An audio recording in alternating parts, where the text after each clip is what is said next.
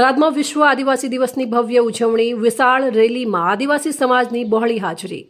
વિશ્વ આદિવાસી દિવસ નિમિત્તે આજે થરાદ ખાતે આદિવાસી સમાજ દ્વારા ભવ્ય રેલીનું આયોજન કરવામાં આવ્યું। રાજકીય આગેવાનો તેમજ થરાદની જનતાના સાથ સહકારથી યોજાયેલી આ રેલીમાં આસપાસના ગામોમાંથી મોટી સંખ્યામાં આદિવાસી સમાજના ભાઈઓ બહેનો ઉત્સાહપૂર્વકે ભાગ લીધો હતો। રેલીને ધ્યાનમાં રાખીને પોલીસ તંત્ર દ્વારા સમગ્ર રૂટ પર ચુસ્ત પોલીસ બંદોબસ્ત ગોઠવવામાં આવ્યો હતો। રેલી દરમિયાન આદિવાસી સમાજની એકતા, સંસ્કૃતિ, પરંપરા અને પ્રકૃતિ પ્રત્યેના ગાઢ સંબંધની ઝલક જોવા મળી હતી। આદિવાસી સમાજને જળ, જમીન, જંગલ અને પર્યાવરણના સંરક્ષણમાં મહત્વપૂર્ણ ભૂમિકા ભજવનારા પ્રકૃતિના સાચા સેવક તરીકે ઓળખવામાં આવે છે।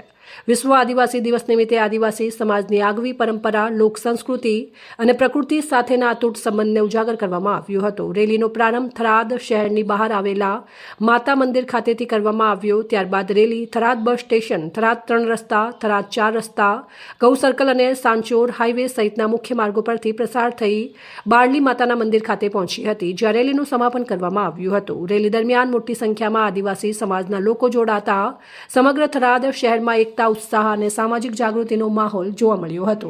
વિશ્વ આદિવાસી દિવસની ઉજવણી થકી સમાજની એકતા અને સમૃદ્ધ સાંસ્કૃતિક વારસાનો સંદેશ આપવામાં આવ્યો હતો। અહેવાલ જીતુ બારોટ, થરાદ।